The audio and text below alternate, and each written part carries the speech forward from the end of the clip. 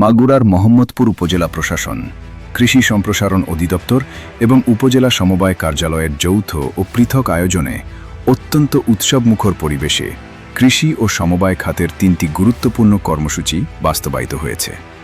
শনিবার ১৩ জুন উপজেলা পরিষদ মিলনায়তন ও অডিটোরিয়ামে এসব অনুষ্ঠানের আয়োজন করা হয়। সবকটি অনুষ্ঠানে প্রধান অতিথি হিসেবে উপস্থিত ছিলেন গণপ্রজাতন্ত্রী বাংলাদেশ সরকারের সংস্কৃতি বিষয়ক মন্ত্রণালয়ের মাননীয় মন্ত্রী অ্যাডভোকেট নিতাই রায়চৌধুরী এমপি। অনুষ্ঠানগুলোতে সভাপতিত্ব করেন মোহাম্মদপুর উপজেলা নির্বাহী অফিসার ইউএনও জনাব বেদবতী মিস্ত্রি।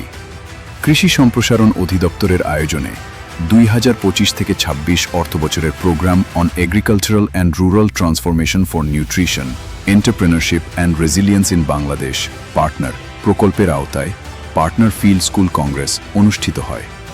অনুষ্ঠানে স্বাগত বক্তব্য রাখেন মোহাম্মদপুর উপজেলা কৃষি অফিসার জনাব পীযূষ রায়।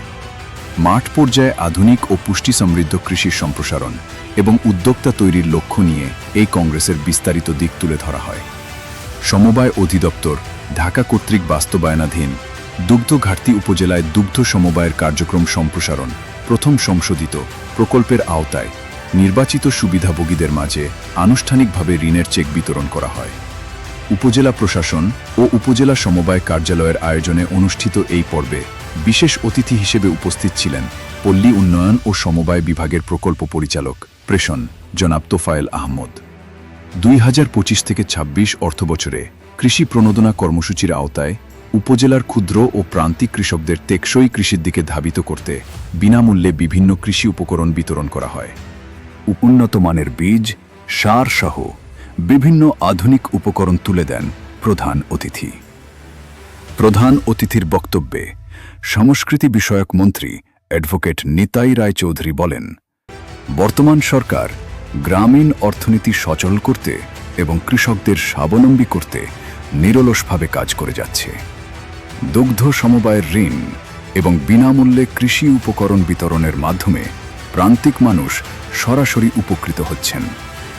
সঠিক প্রশিক্ষণের মাধ্যমে কৃষকদের উদ্যোক্তা হিসেবে গড়ে তুলতে পার্টনার প্রকল্প চমৎকার ভূমিকা রাখছে। অনুষ্ঠানে স্থানীয় প্রশাসনের কর্মকর্তা, কৃষি ও সমবায় বিভাগের কর্মকর্তা, সাংবাদিক এবং মোহাম্মদপুর উপজেলার বিভিন্ন এলাকার সুবিধাভোগী কৃষক ও সমবায়গণ উপস্থিত ছিলেন।